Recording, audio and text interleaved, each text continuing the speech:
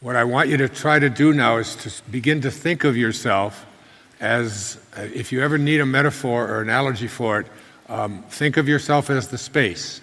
And remember that even your thoughts, the thoughts that you have, they are experienced.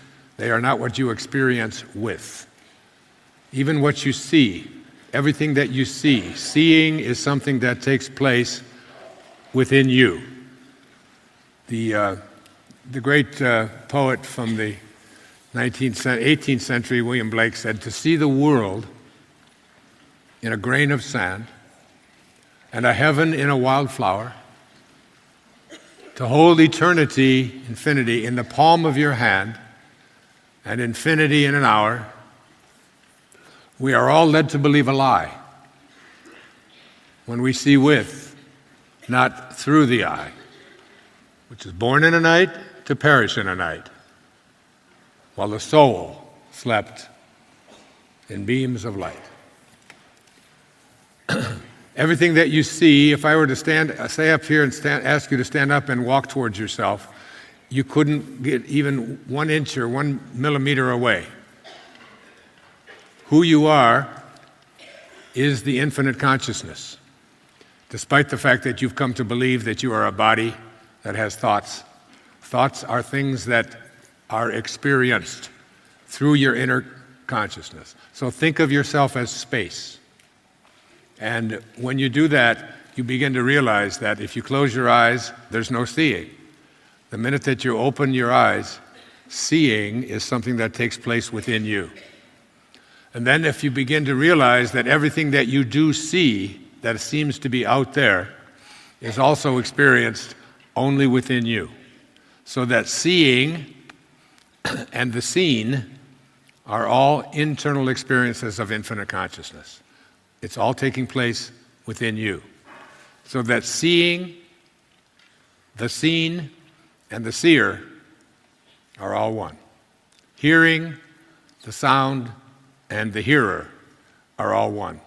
It's all the oneness. It's trying to get past this consciousness that we've been raised to believe that who I am is this individual thing that is separate from everything and everyone else. So what I want to do a quick reading for you from Yoga Vasistha. But in the 4th volume of the Life and Teachings, by the way, I used to be in a place where I couldn't read up on stage without reading glasses. I decided years ago to set an intention about improving my eyesight.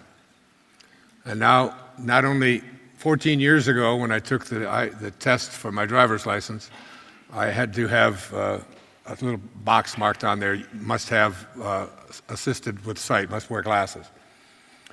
Then 7 years later, when I was going to renew it, I found out I could do it over the internet, so I didn't have to go in. So another 7 years went by, and I had to go in because you're only allowed to do that once. And when I went in, not only was I able to read the line for 20/20 vision, but I asked if I could please try an even smaller line. I just wanted to see how far I had gone with the ability to perfect my vision. And now I can stay up here and read. I read the entire Impersonal Life on the plane from Los Angeles without glasses in the middle of the night in a dark room with just a little tiny light. There's absolutely no limits to what you can create or manifest for yourself if you can do what Sage did when she was just a little girl and banish all the doubt. Just let it all go and know that I am not this body, I am not this mind, I am the space, the infinite space within, that without it, there is no me. And I am not all of these chemicals that I carry around and this river of fluids that I carry around with me. The best way to understand this is to understand yourself in dream consciousness. For 1/3 of your life, when you're in your dream consciousness, you can manifest anything you want by just simply putting your attention on it. The other night I had a dream that I was in my home on Maui, and the ocean, the water was coming up, and the water was coming up closer and closer and closer, and it was realizing that it was going to actually come into the windows, and there was going to be water all. I I could actually see the color of the ocean, of the water, and all of the sand and things that were coming up. I could actually experience the feeling of the water. I could actually feel the wetness within the water. And I could hear the ocean roaring. All of this was taking place without a body, without any eyes, without any ears, without even anything to feel with. You do not need eyes and ears in order to experience anything. Thoughts are not things that you experience with. They are experienced in the infinite consciousness that you are. And you can pick any thought that you want at any time. And when you reach the level of consciousness that Anita will share with you in her moments of transformation and coming back into this world to teach us about healing, you can place anything on your attention. This is what's called Siddhi consciousness or Christ consciousness. It's called the gift of fish and loaves. All you have to do is have a thought, and that thought has no time delay between it and its manifestation into form. You do it every night in your life when you're dreaming, and then you awaken and believe that you can't do it. Your job is to become a waking dreamer. It has been clearly stated that life lived by the average individual is hypnotic. That is, the majority of men and women are not living life as it was intended at all. This is from the life and teachings of the Masters of the Far East. Not 1 in a million feels the freedom to live what he inwardly feels he should live. He has come under the world opinion of himself, and this opinion is what he obeys, rather than the law of his own being. In this respect, and to this degree, he is living under an hypnotic spell. He lives under the delusion that he is a mere human being, living in a merely material world, and only hopes to escape it when he dies and goes to what he calls heaven. This is not the determination intended in the plan and purpose of life. Obedience to one's inner nature, the expression of life as instinctively he feels it ought to be expressed, is the very foundation of the life which the Masters reveal as the only true mode of living. Obedience to one's inner nature, the expression of life as he instinctively feels it ought to be expressed, is the very foundation of the life which the Masters reveal as the only true mode of living. Your own inner nature, Lao Tzu called our original nature, that which is gentle, which is kind, which is serving, and which is love. In the Course in Miracles, it speaks that a mind at war with itself remembers not eternal gentleness. Eternal gentleness is your original nature. And returning to that original nature, all you have to do is let go of what you've been conditioned to believe. In 1978, I was invited to appear on a stage with which was one of the great honors of my life. I wrote about it, and I can see clearly now. I was invited because I had written a couple of books that had topped the bestseller lists around the world that somehow they thought that I knew something. And I thought I did too at that time. And I was invited to speak at an organization called YPO, Young Presidents Organization. Presidents of corporations with more than 50 employees. And it took place in Vienna, in Austria. And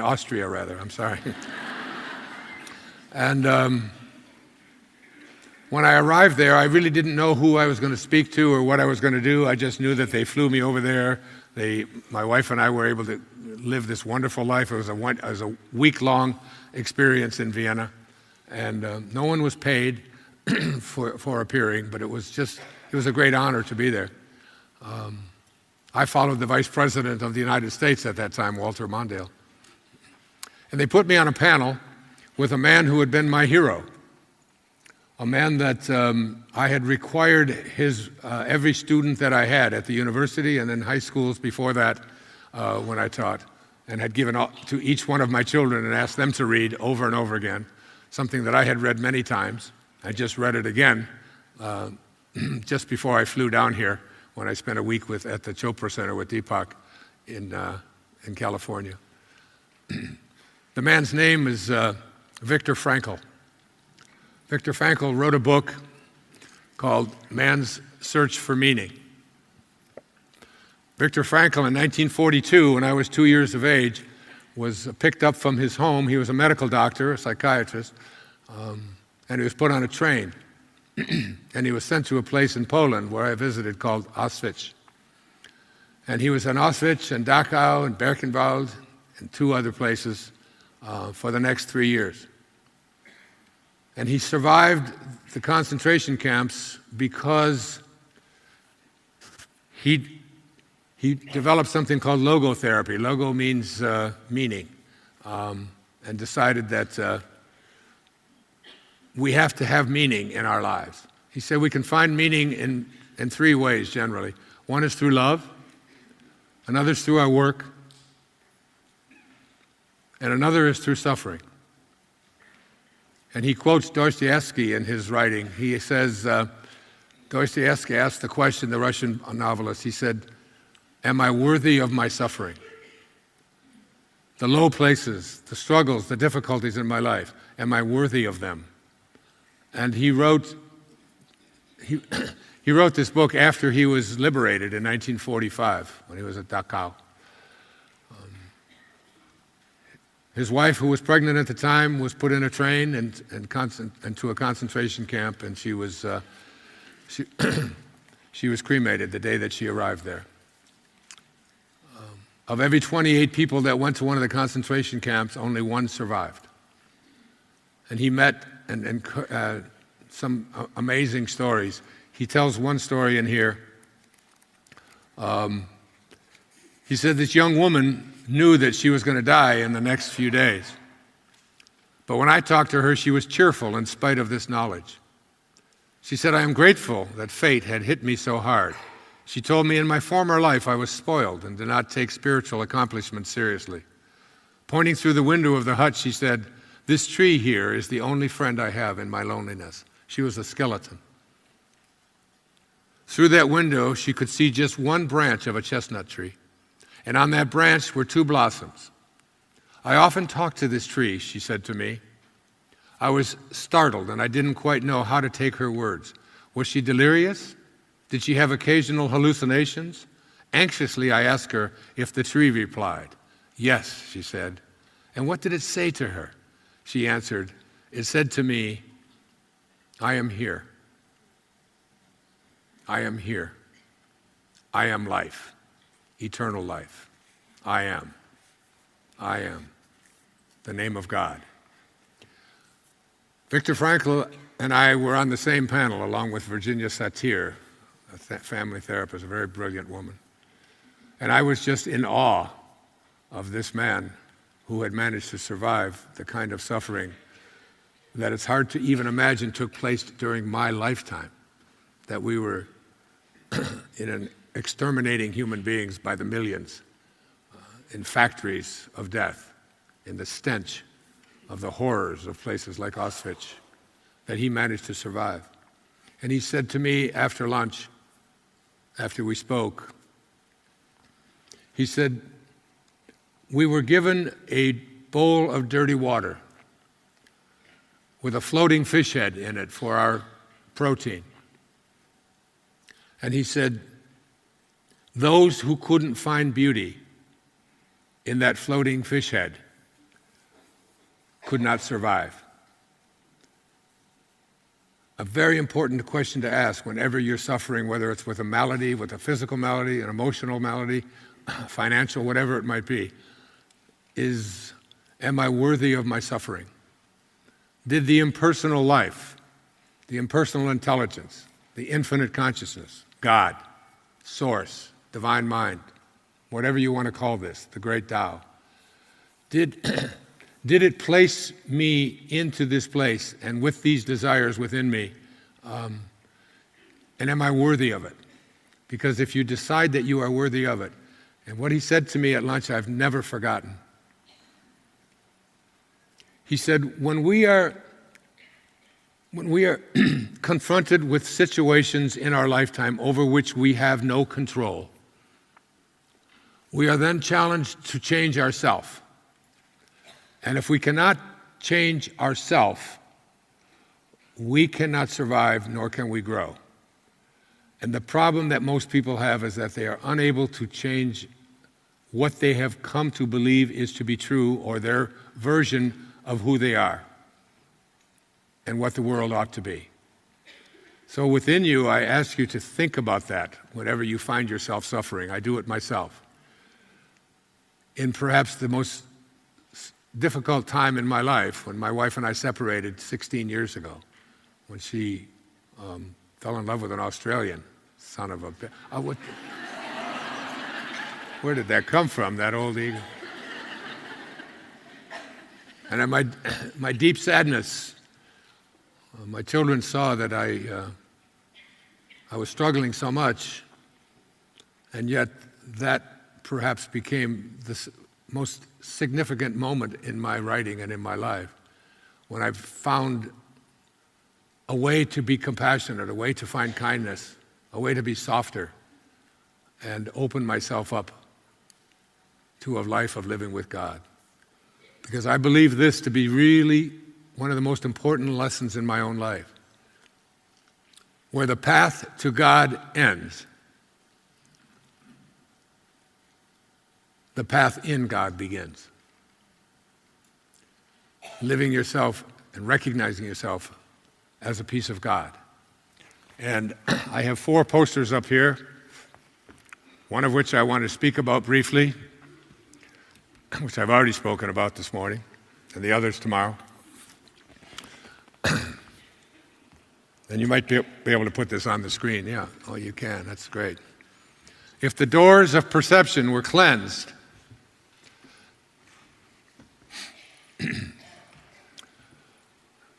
everything would appear to man as it is, infinite. For man has closed himself up till he sees all things through narrow chinks of his cavern, said William Blake. A man named Aldous Huxley wrote an essay years back called The Doors of Perception. And he talked about cleansing these doors of perception. And there was a young man, his name was Jim Morrison. And Jim Morrison said, there are things that are known, and there are things that are unknown. And in between are the doors. And that's where that rock group got their name, from an essay written by Aldous Huxley, a dear friend of a friend of mine, Ram Dass, who lives as my neighbor on Maui, a friend of Aldous Huxley, who wrote The Perennial Philosophy. And the recognition of the infinite nature of everything, and that all of this other temporary stuff is just ego. That you want to come to a place where you have a knowing within that this mind that has trapped you into believing a whole lot of things that just mostly limit you. I've come to an awareness and a realization that when you elevate and move to this infinite consciousness, which is like space, and just like space is unconcerned with what manifests within it, so is infinite consciousness unconcerned with anything that manifests in it, because there is no place that it is not, which means it is in you, around you, inside, up, down, north, south, east, west. None of those things have any. You're going to enter the world of non-duality this afternoon and tomorrow. And what I want to do just before I introduce you to one of my heroes in my life, I want to read to you. I'm going to try this without glasses. They're here. But this is like reading through a microscope. And this book, by the way, is just, if you can see what I have done with this book and what it means to me, and there isn't a page on here that I don't have notes and references. Vasista speaks to me, reminding me always that who I am has nothing to do with what I've been subconsciously trained to believe who I am. And once I've begun to have that awareness, I've seen not only my own healing, but I've seen other people's healings take place as well. A woman told me just 5 minutes ago, sitting right over there, that she was a heroin addict for 20-some years living on the streets. And she picked up something that I had written and decided that she was no longer going to do that. Where is that lady? You want to shout out? Or maybe you don't want to be identified. At any rate, is that you over there? Come on up. Come on. Yeah. Can we give her a microphone? I just want her to tell you what she told me. Is there a mic there? Someone with a mic? Sky, you have it, honey? Come on up. Come on up on the stage.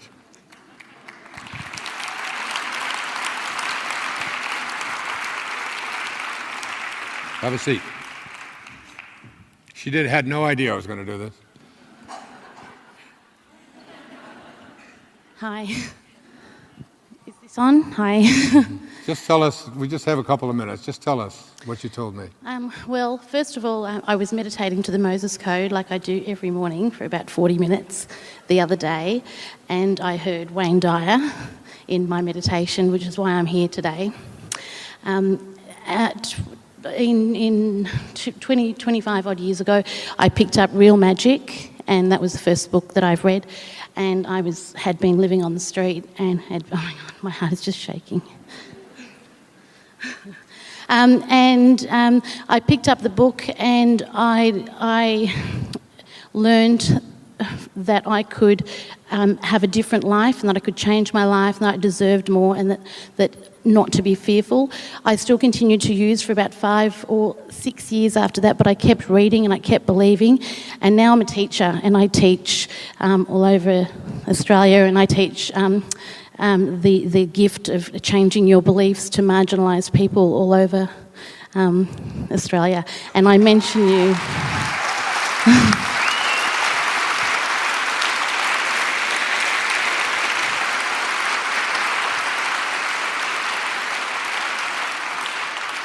You were doing heroin? Yeah. How did that come about and how did you get past it? I was a child and I had a brain injury and I had lots of anxiety. I belonged to a family who I thought was narcissistic, and now I think they were just meant to be there in my life. I began self-medicating when I was 15 and continued until I was 38. You were living on the street? Yeah. With your daughter? Yeah. And how did you get out of it?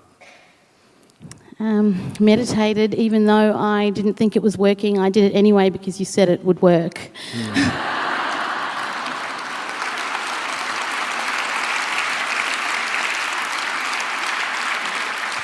We honor you for not only coming up and saying those words, but for the recognition that the infinite intelligence, the impersonal self, sent you there.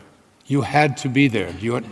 Being in a state of gratitude for those years on the street and those years of heroin is what allowed you to transcend it and come past it. And now to teach others that there is absolutely nothing taking place in your life that you can't overcome when you find not only the path to God, but the path in God, to live in God. I'd like to give you this as a gift. Thank you so much.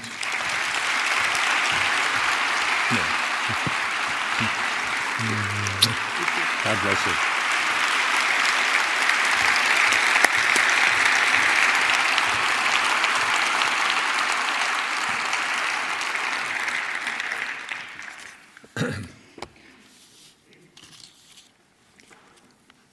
This is from Vasista, a book that was one of the great challenges. I could not believe that I took on the task of reading it and then finishing it finally, all close to, 800 and some pages in this edition.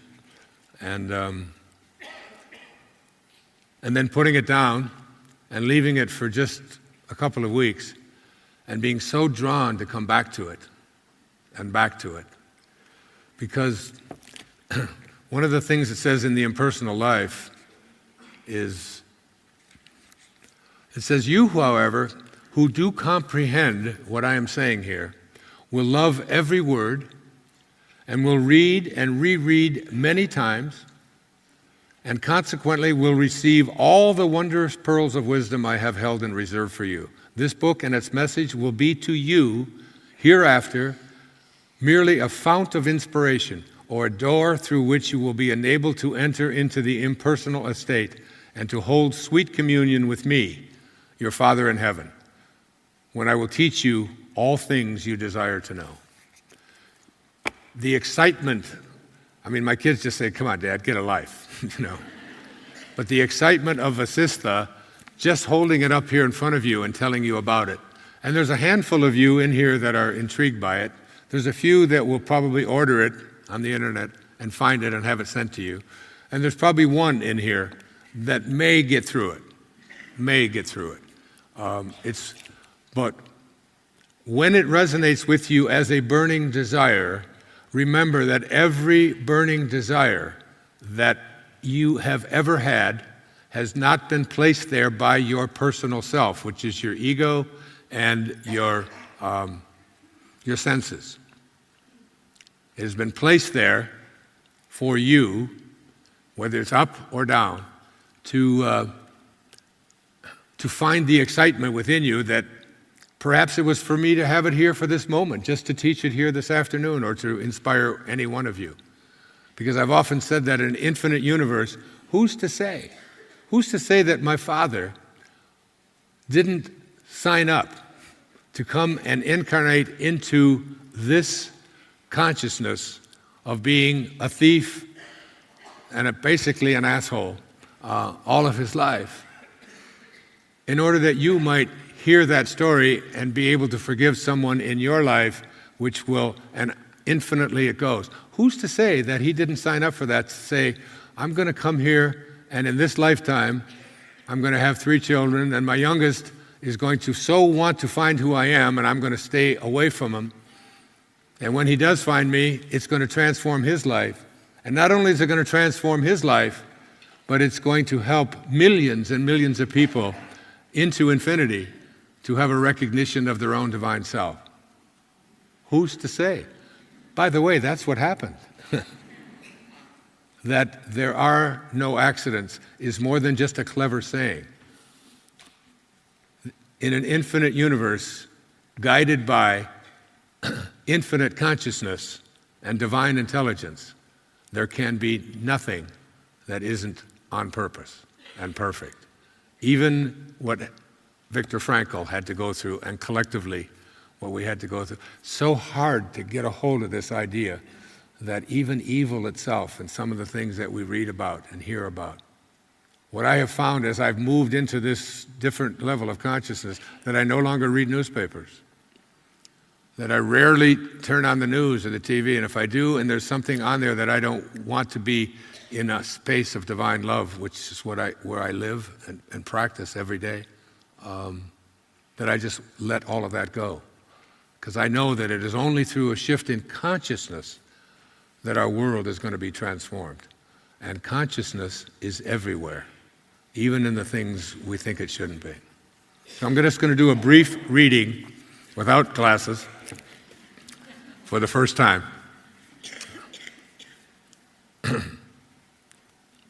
A deer, known as the mind, which had been wandering in the wilderness of countless concepts, notions, and prejudices, and which somehow finds the right path, takes shelter under this tree.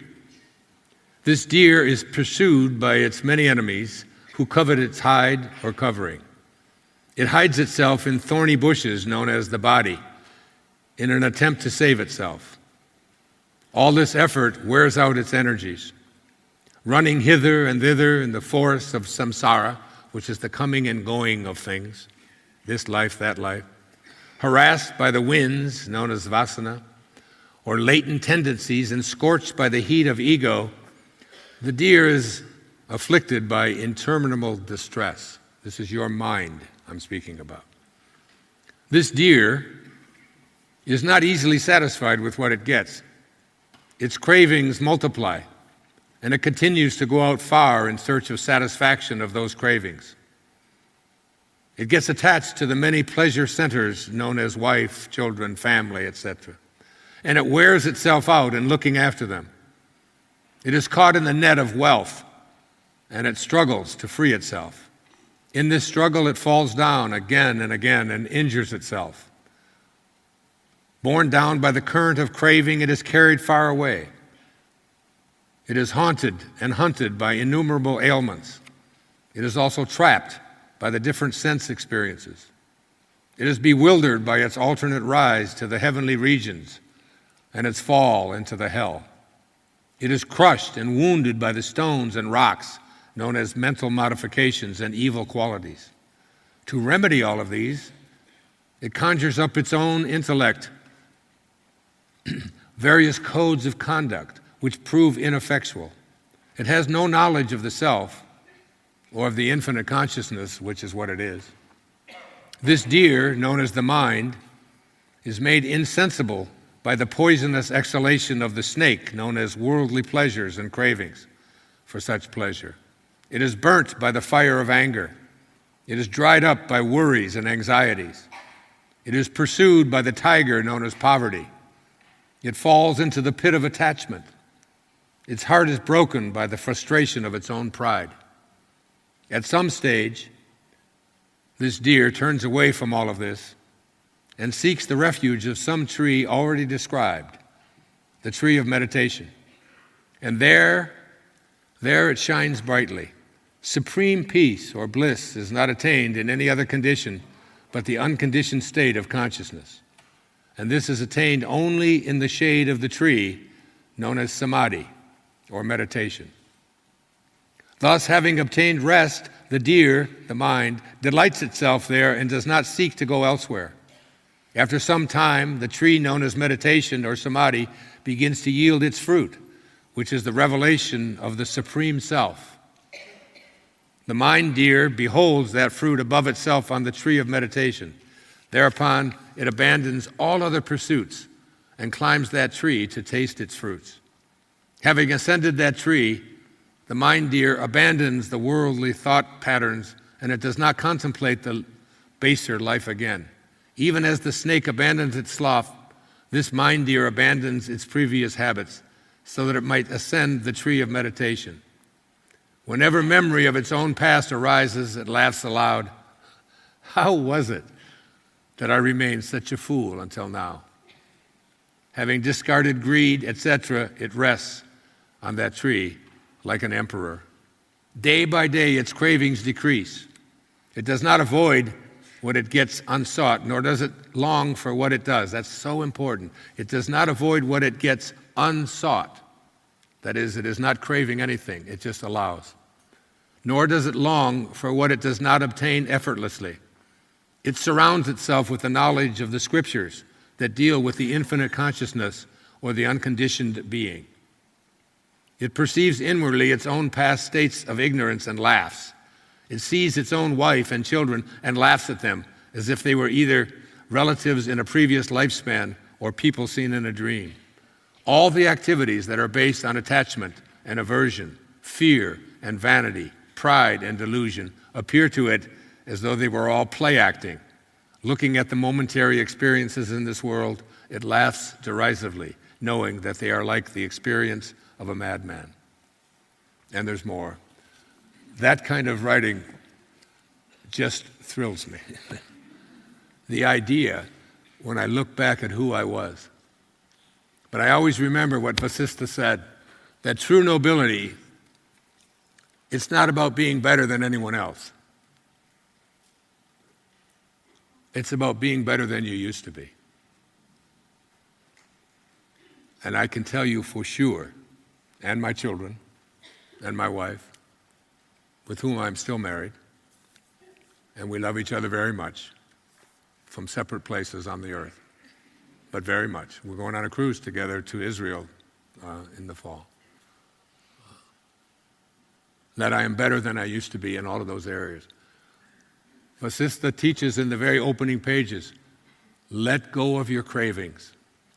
That all of your seeking of pleasure is really the seeking of pain. Because whatever pleasure comes to you, it will be gone in the next moment and you'll be chasing something else. You'll always be in the chase. You'll be in a state of striving rather than arriving. And the great Indian poet, Rabindranath Tagore, writing back in the 1920s in a collection of poetry called the Gitanjali, for which he was awarded the Nobel Prize for Literature, talked about the ego this way.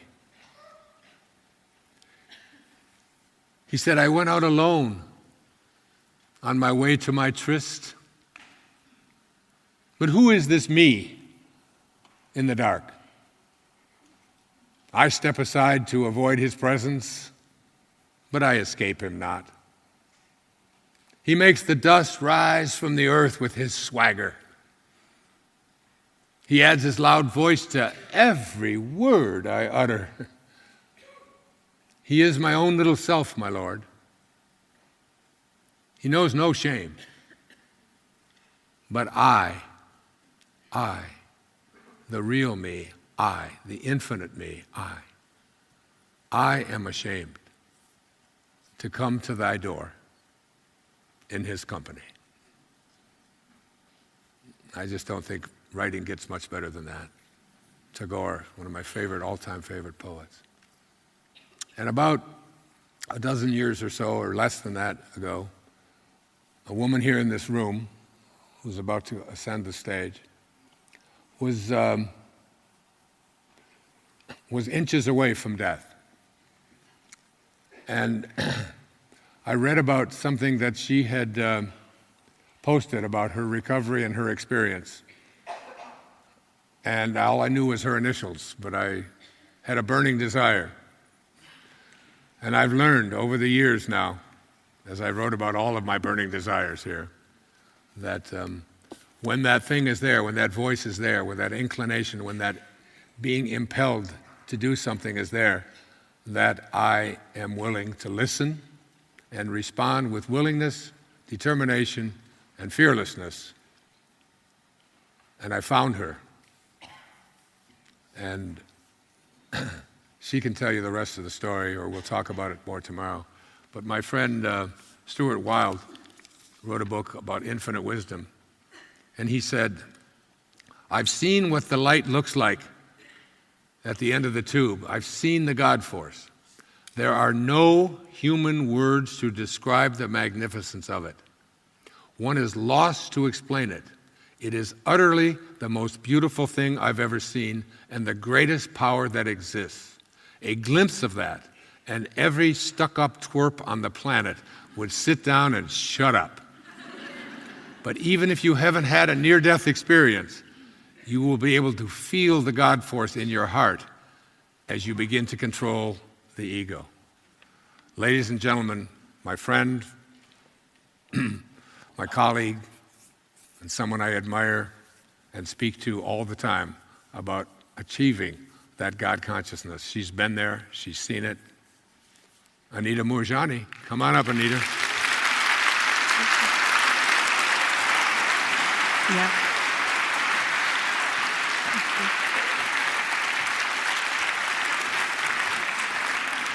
Dance with me, I want my arms about you. Thank you. Enjoy. Thank you. Hi everyone. Good afternoon. Thank you. Thank you for coming. And I met some of you last night at the book signing, and thank you for coming to that. I love Melbourne. Love the people here. You've all been so friendly, and I met so many of you outside while signing books. I'm going to just move this a little closer to the center because I want to get closer to all of you. Just want it up here. Yeah, just up here if it's possible. Or Here, round here. No, right here. Sorry. Sorry. I was just dragging it here. Here? Yeah, that's it. Thank you. Yeah. How's the light? Is it all right over here? Can you all see me? Yeah. Can you hear me? Yeah, I just wanted to get close to all of you. Because we're all connected anyway. So, hi. Gosh, it's been such a whirlwind trip, and it's just been beautiful. Wayne he's such a generous spirit.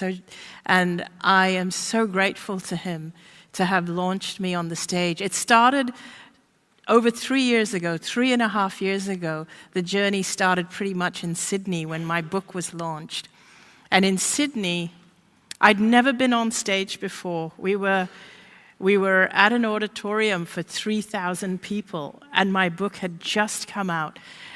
And Wayne pulled me up on stage to share my story. And so there I was standing on stage for the first time, 3,000 people in the auditorium, and I was shaking. And he said to me, "You're scared?"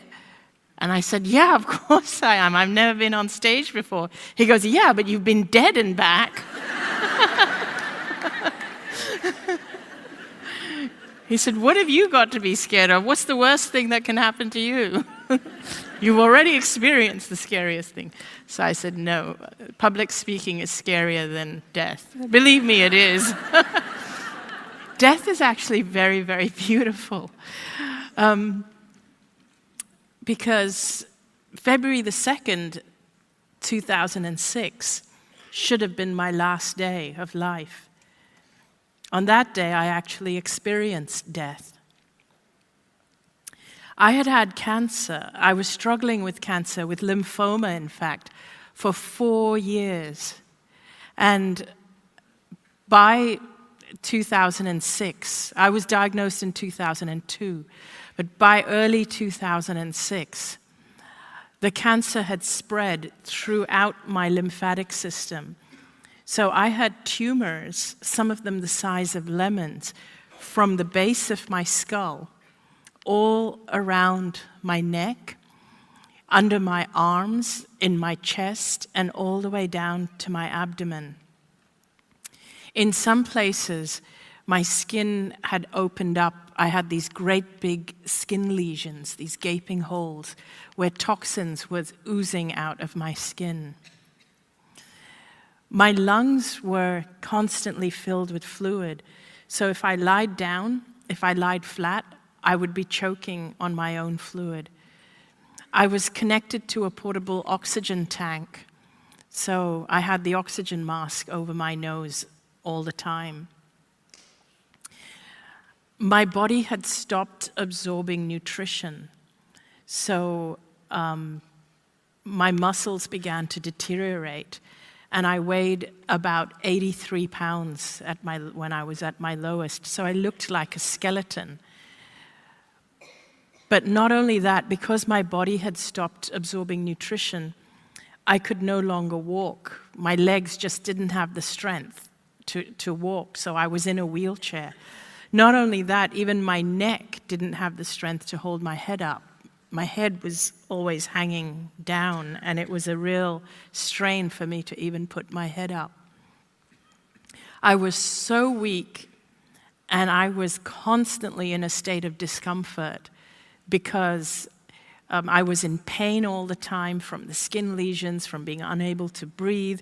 I was just constantly in pain, and every time I would try and sleep, I would choke and wake myself up. And then one morning on February the 2nd, 2006, I didn't wake up. I was at home. I was being cared for at home by a full-time nurse. And on that morning, when I didn't wake up, my husband was frantic. He called my doctor, and the doctor told him to rush me to the hospital right away. So he rushed me to the hospital, and the doctors told my husband and my mother, who was there, they told my family that these were my final hours, that I wasn't going to come out of the coma because my organs had now shut down. My limbs were starting to swell up because I was now going through organ failure. My kidneys, my liver, one by one, the organs were starting to shut down.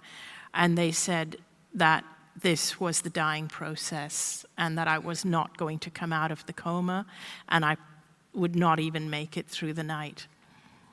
Of course, my husband, Danny, he was distraught, as was my mother. This was happening to me in a hospital in Hong Kong. But as my physical body lay lying there on the hospital bed, unbeknownst to everyone, I was actually aware of everything that was going on around me, everything that was going on around my body, even though my physical body was in a coma.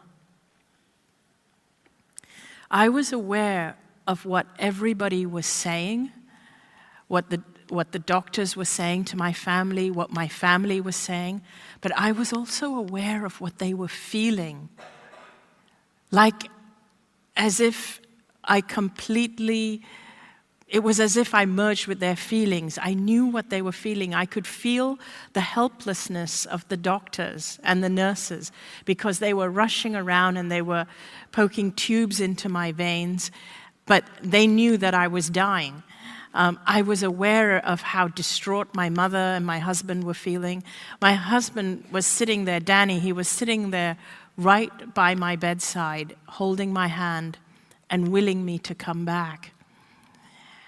And yet I actually felt absolutely amazing. I felt absolutely beautiful because all the pain was gone.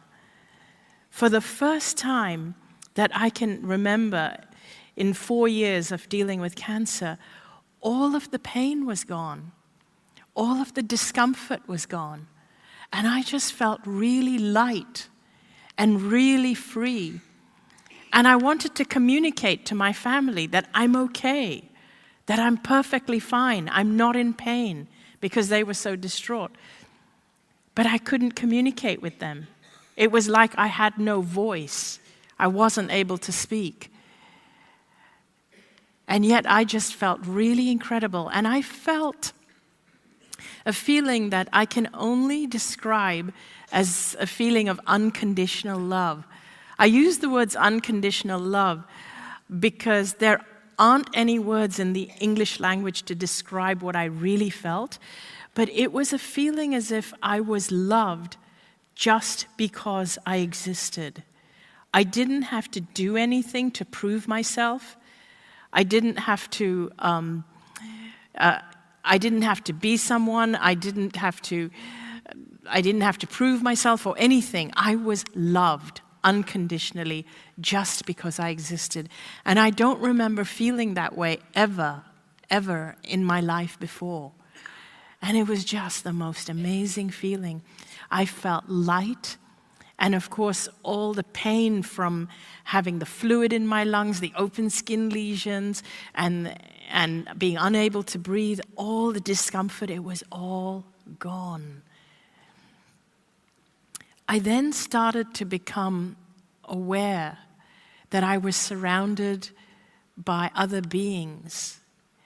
And I started to realize that I was going through the dying process. It was like they were there to help me through the process.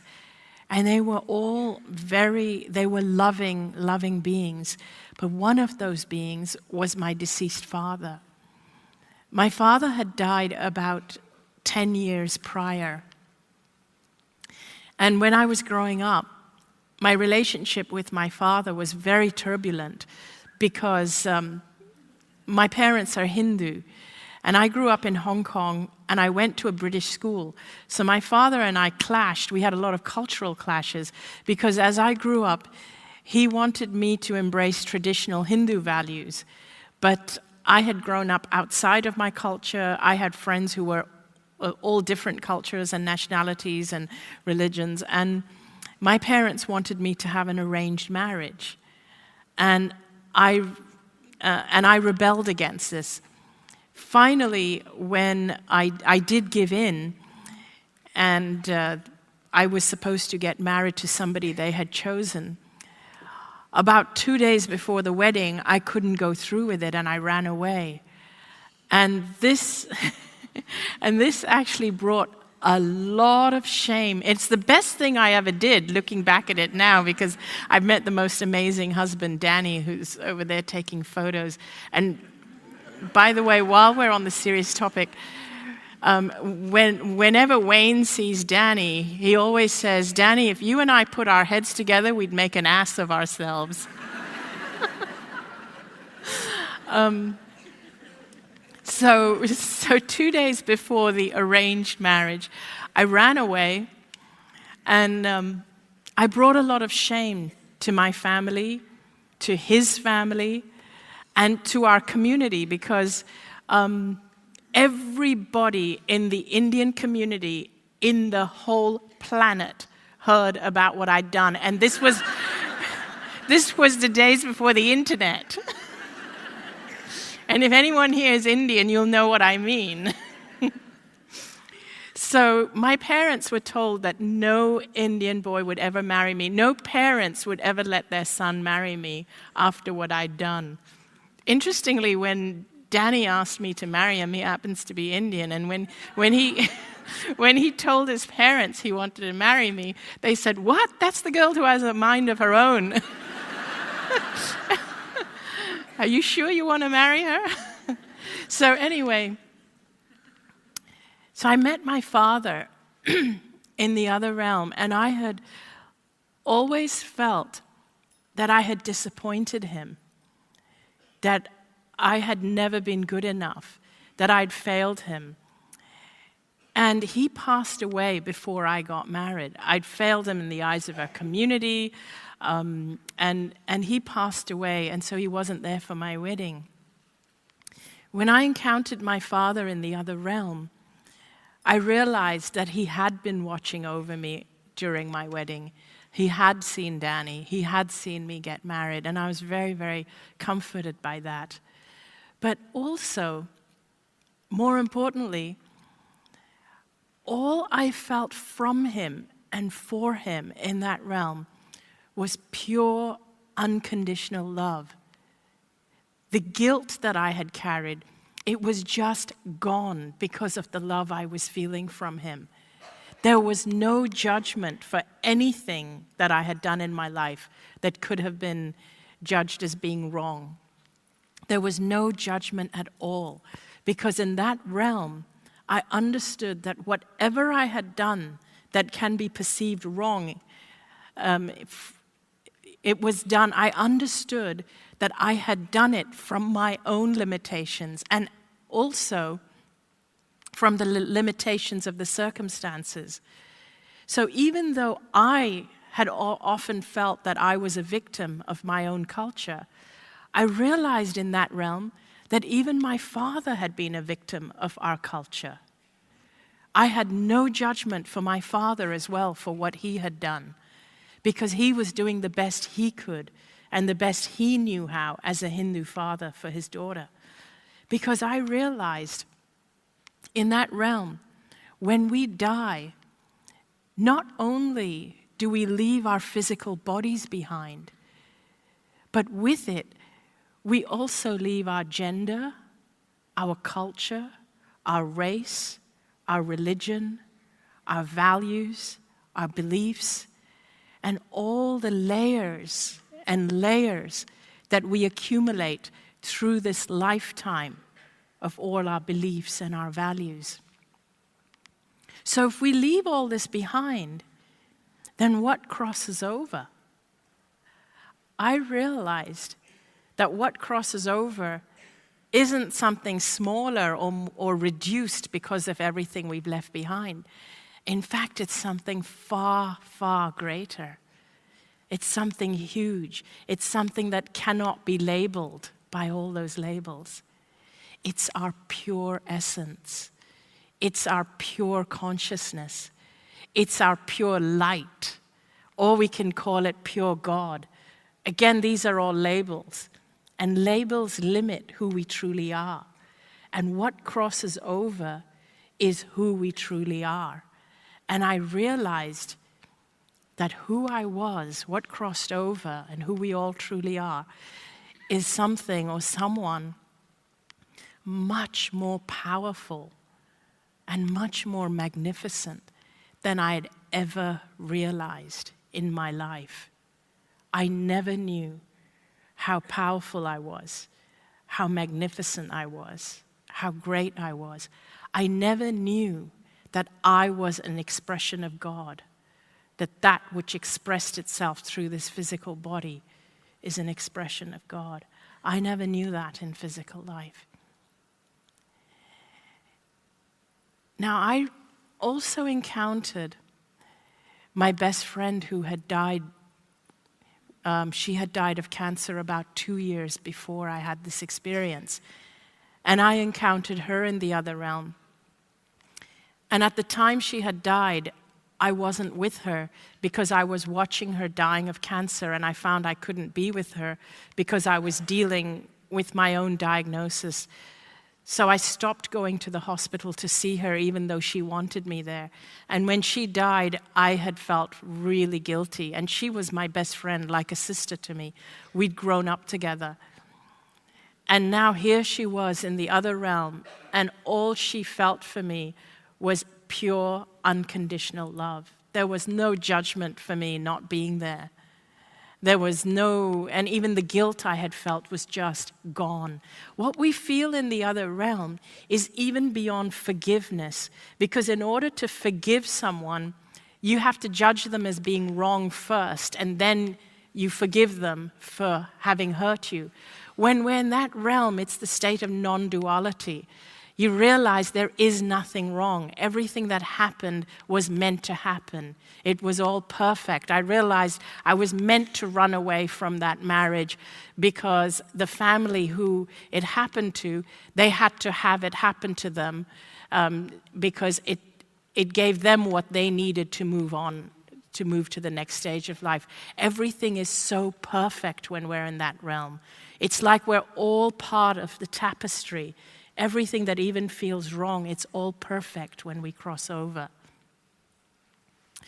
I reached a point where I had a choice of whether to come back or not. I realized if I went any further that I wouldn't be able to turn back and come back into my body.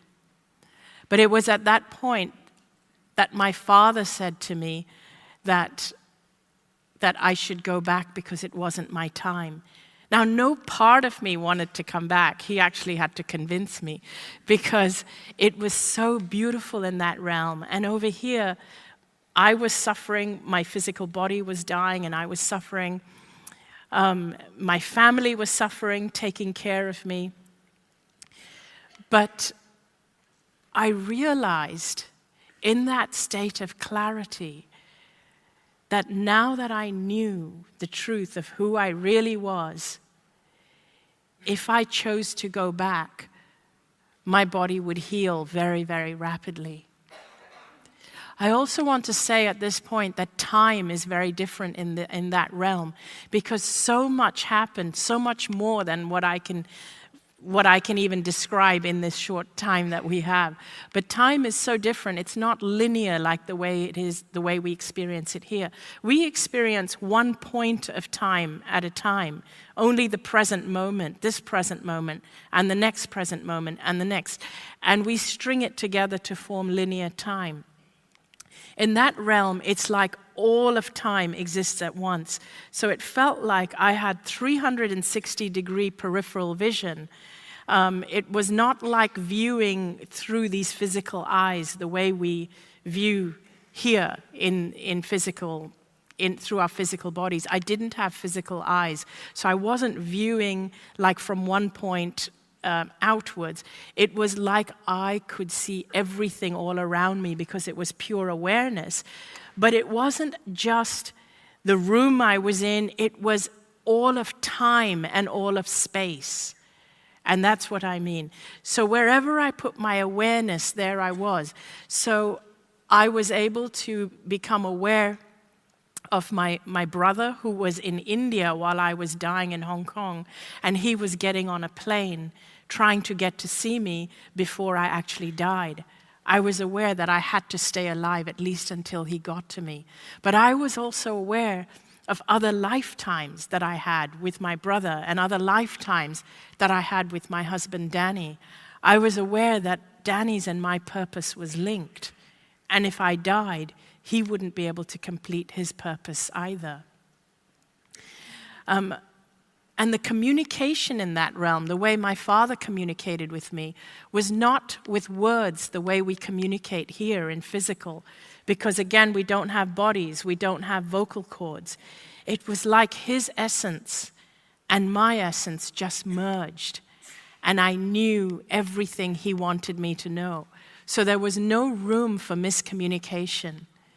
Here in the physical, there is so much room for miscommunication. We learn language and we learn words to be able to express ourselves in order to be understood. But more often than not, we use our words to disguise what we're feeling and to hide behind, rather than to express our truth. In that realm, there's no room for that. Everything was known.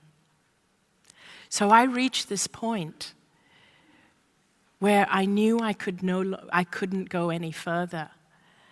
And it was at that point that I felt my father encouraging me to come back. He said to me that I still had gifts, that I had to go back. And I had to go back and live my life fearlessly. And I could see at that time that if I chose to go back, I could see how my life would unfold. And I could see that I was supposed to be talking to people, thousands, tens of thousands of people, but I had no idea what I was going to talk to them about. And I had no idea how it was going to happen. But I also knew that I wouldn't have to do anything to make it happen. It would just unfold by itself. And it was at that point when my father and my best friend said, now that you know the truth of who you really are, go back and live your life fearlessly. That's when I started to open my eyes and come out of the coma. So I had been in the coma for about a day and a half, about 36 hours. And as I started to open my eyes, I noticed my family were around me. My brother had come straight from the airport. My mother was there. My husband, Danny, was there, of course. And they all looked relieved and they were smiling. And I started talking immediately, but I was very, very groggy. And it was like I had one foot on this side, one foot on the other side. And I started to say things like, Dad is here. Dad has said I'm going to be okay. I have to come back. And so they didn't know if I was delirious and they didn't know what was going on. So they called a doctor to come and see me. Now this was the doctor that had only started tending to me after I'd gone in the coma, after I'd entered the hospital. And he had never seen me before. I'd never seen him before that. And as he walked in the room and I said, "Good afternoon, Dr. Chan," he was really surprised. He said, "How do you know my name?" And I said, "You were the one yesterday that was putting the tubes into my veins and you took fluid out of my lungs." And he said, "Yes, but you were in a coma. How could you possibly have seen that and how could you recognize me?" And I just said, "I was." And I didn't even know I was in a coma. I kind of just was completely confused between that realm and this. It was like it was all one. It was like I could see this realm, I could see that realm, and I didn't know that for all the people here that I was in a coma. So when he left the room, I said to my husband, "Why did he look so surprised? Isn't he the one who said to you that I'm not going to make it through the night?" And that's when Danny said, "But how could you have heard that? He didn't even say that here in the room. He said it 40 feet away down the hallway outside the door near the nurse's station." And that's when they started to realize that something had happened. Over the next couple of days, I started to say, I don't need the oxygen mask. I don't need the food tube. I'm fine. I know my body will absorb food again. And the doctors were, of course, fighting me, and they were telling my family that I was still very, very weak. Just because I'd come out of the coma doesn't mean that I was out of the woods yet. But 4 days later, that's when they could really see there was a big change. The changes started to happen. In 4 to 5 days, my tumors had shrunk by 70%. By the 5th day, I no longer needed the oxygen, and I was pulling the food tube out, and I wanted to sit up even though my head was hanging, and my skin lesions started to heal by themselves. The doctors were still continuing to take tests, and they were still following the cancer, but 3 weeks later they could find no trace of cancer in my body. And during that time, it wasn't as if I knew my body was going to heal. It was that I knew my body was already healed.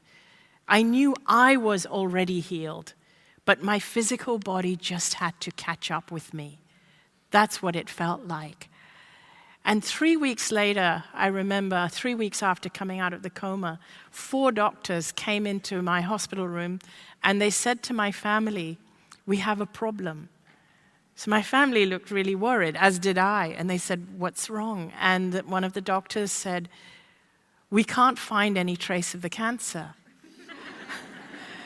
So my brother said, "How is that a problem?" And they said, "If we can't find the cancer, we don't know what drugs to give her and what treatments." And so then my family said, "Well, if you can't find the cancer, then don't give her anything." And they said, "No, we can't do that because it's impossible for cancer to disappear like that. But don't worry, we're going to keep looking till we find it." But after 5 weeks, they still couldn't find the cancer, and by then I had picked up enough strength to start walking, and I'd started walking, and I started eating, and I was strong enough for them to release me from the hospital to go home and live my life cancer-free. Oh, thank you.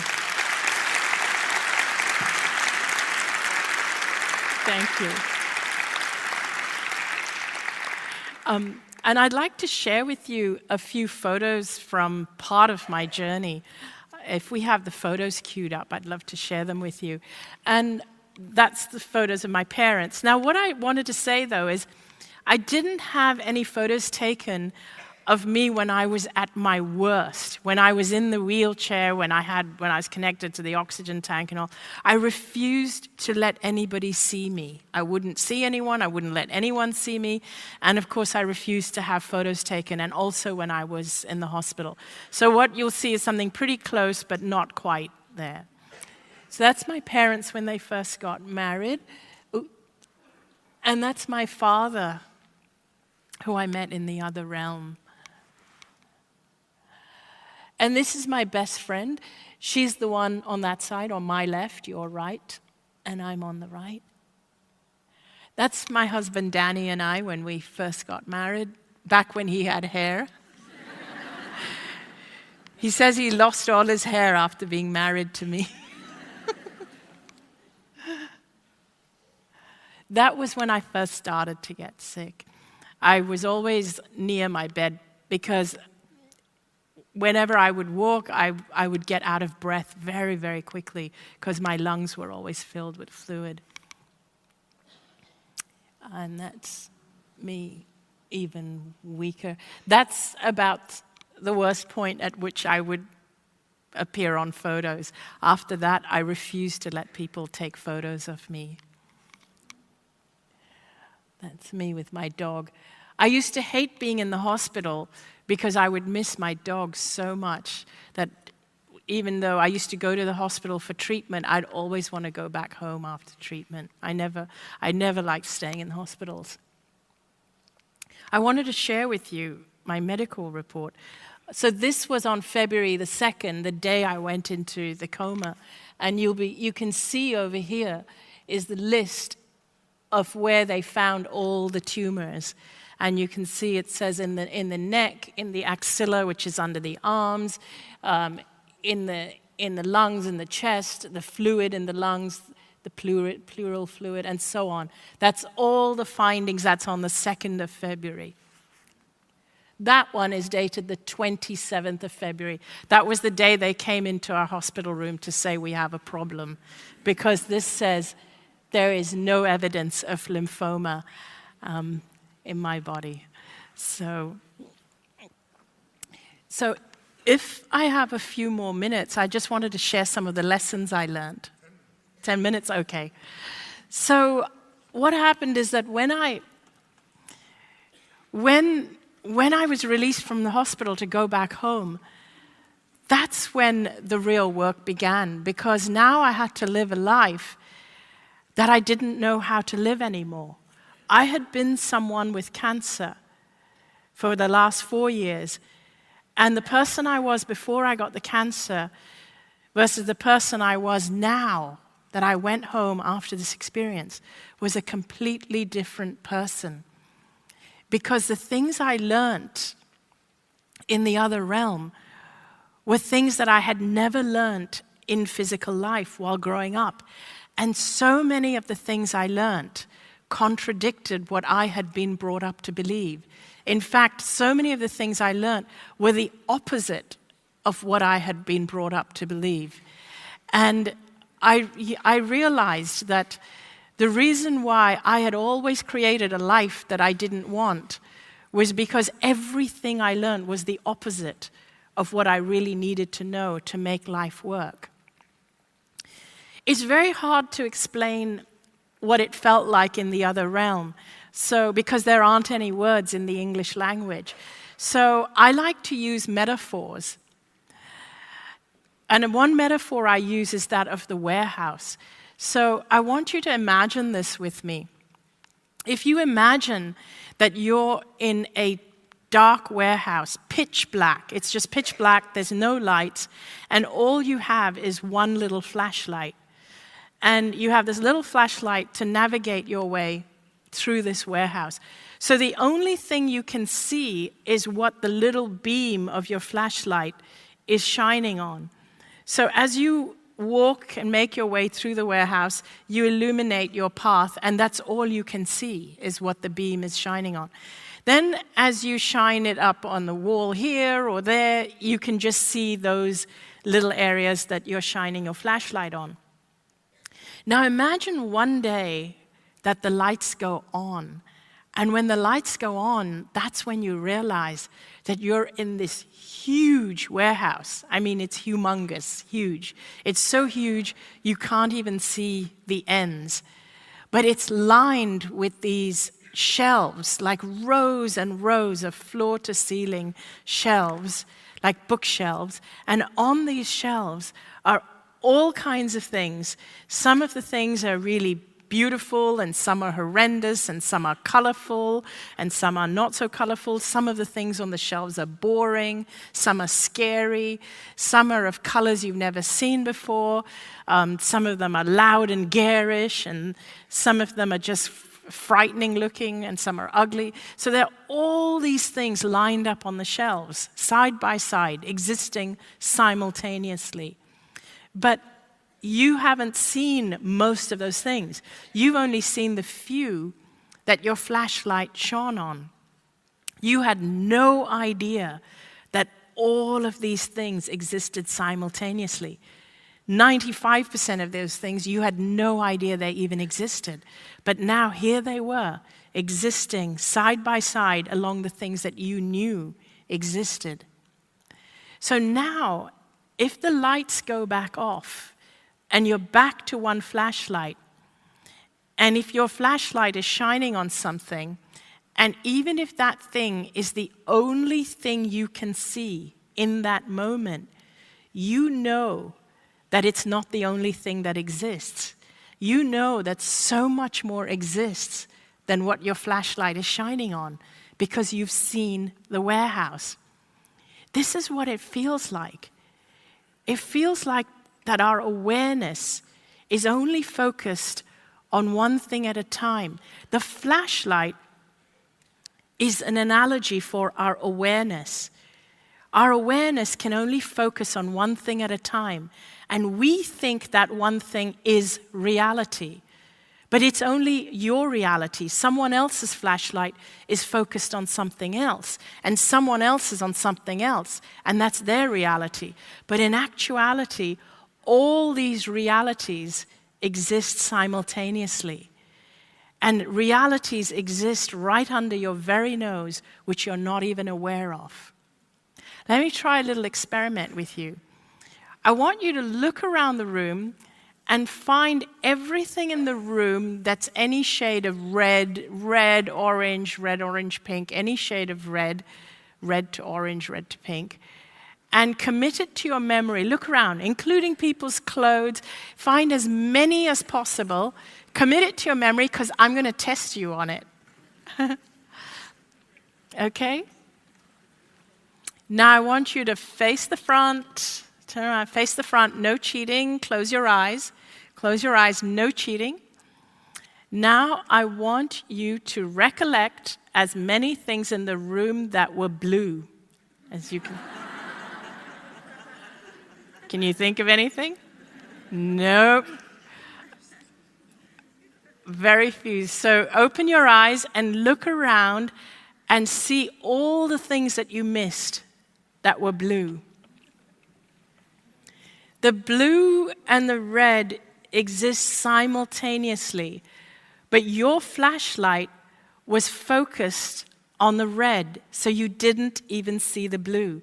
That's what happens with us. You know, have you noticed that when you buy a new car, that's when you notice that a lot of people are driving the same car? They were there all the time, but you didn't see them before. Now think about this.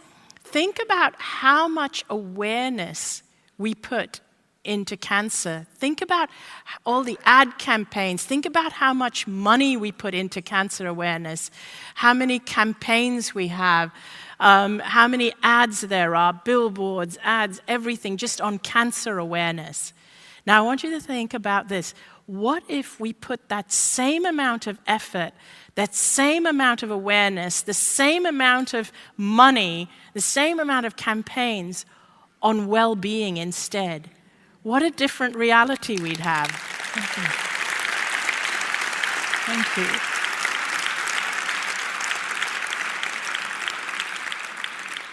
Most people, and especially most people in the medical field, don't even know what wellness really is, because we've all been really focused on finding that cancer.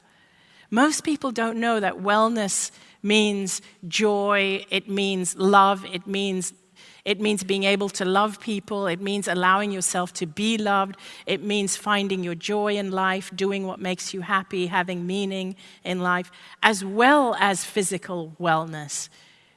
Most people don't actually know that. Now let me tell you the biggest thing that saved my life when I was in that realm. I told you that I knew that I was going to be well when I came back. I knew I was going to be healed. Because in that realm, I understood how I got the cancer. I understood how every thought, every decision, and every choice that I had made in my life had led me up to that point, lying in that hospital bed. I understood that I had never, ever loved myself. I had always forsaken myself. I had always treated myself like a doormat. I'd always allowed other people to treat me like a doormat. We only allow other people to treat us the way we treat ourselves, by the way. And I had never known how important it was to love myself. I had always thought it was selfish to love myself. But in that realm, I realized that if I am an expression of God, if I'm an expression of universal energy, of source, whatever we want to call it, how can I not love myself? Because not loving myself means not loving the God force energy that expresses itself through me. I understood that I had to love myself like my life depends on it. And that was the most important thing that I could do for myself and for everyone around me. And that was the lesson that saved my life. And I realized that that what had been driving my life was fear. Because our lives are only driven by either love or fear. You can't focus on both, because remember the flashlight. You either see the green or you see the red. So you see the blue or the red. So if your flashlight is focused on fear, my flashlight was focused on fear. Every decision I made was made from fear, not from love. I was obsessive about eating healthy food, but I was obsessive because I was afraid of cancer. It wasn't because I loved myself that I ate healthy food. So every choice I made because I was afraid of the consequences, not because I loved myself. After I came out of the coma, I realized that I had to make every choice out of love and not fear. I had to make every choice because I wanted to make that choice, because I loved myself, and because it made me feel joyful. And so every choice I made out of love. And on that note, I invite you all to live your life fearlessly. And if that doesn't work, eat chocolate, because that always works. Thank you. Thank you. Anita Bourjani.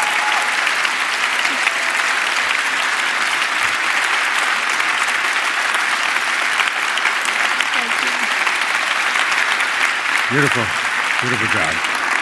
Beautiful.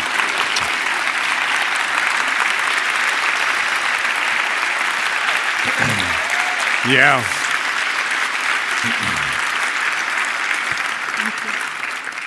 Oh, my goodness.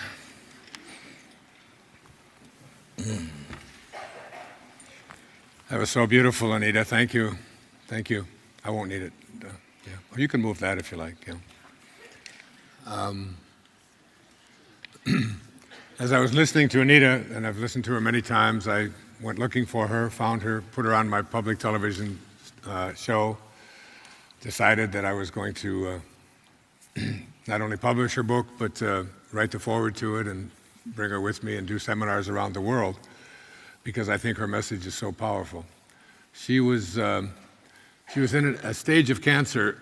She doesn't go into detail. Tomorrow we're going to dialogue together and have you ask some questions as well in the afternoon before I do the summary of what your life is going to look like when you become a person of light, when you stop the journey to God and begin the journey in God, where you recognize that who you are is God. In fact, on one of the interviews, I don't know if it was on TV or one of the things that we were doing, she said, do you think it would be all right? Do you think it would be okay if they asked me about God, if I said that we all are God? Do you think that would be a problem? Do people would be offended by that? And I said, well, there'll be a lot of them who will be offended by that. I know when I wrote Wishes Fulfilled, and I was out there lecturing about it, and some of the people who were raised on pretty far-right, straightforward, I like to call them Christian values, but values that people believe were Christian values, the values of Christ.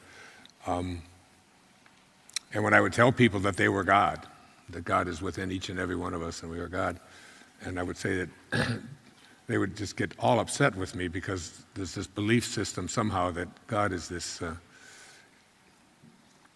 image that we created of ourselves. We created God in our own image, the image of our ego, a God that we are to fear, a God that is angry, a God that's going to take revenge on you if you don't do things the way that you're supposed to, if you don't pay the indulgences, or if you don't do it through some organization who will take the place of making conscious contact with God for you because somehow they've got more access or they know more about it. And we live with that. And then when I would say, well, because I went through very carefully, I read the entire New Testament before I wrote Wishes Fulfilled, and went through and picked out all the places where Jesus says out in his own words that we are God. Is it not written that we are all gods?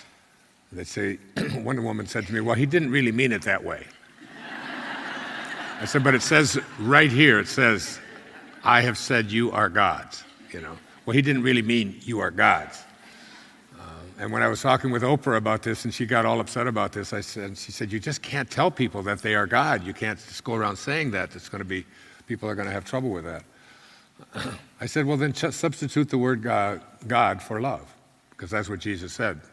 God is love, and he that dwelleth in love dwelleth in me, and I in him. So use that as a metaphor, rather than some being that we've created that was out there, some really fantastic being who was able to create that universe that we saw early this morning, with those trillions and trillions of heavenly bodies that are out there and all the galaxies and so on. That God is an infinite consciousness, and you are a part of it. And I was thinking about what she was saying when I think about my own experience with cancer, because when I was diagnosed with leukemia, I even said to the doctor, I don't do leukemia, I don't do cancer. I teach people how to overcome it, but I don't do that.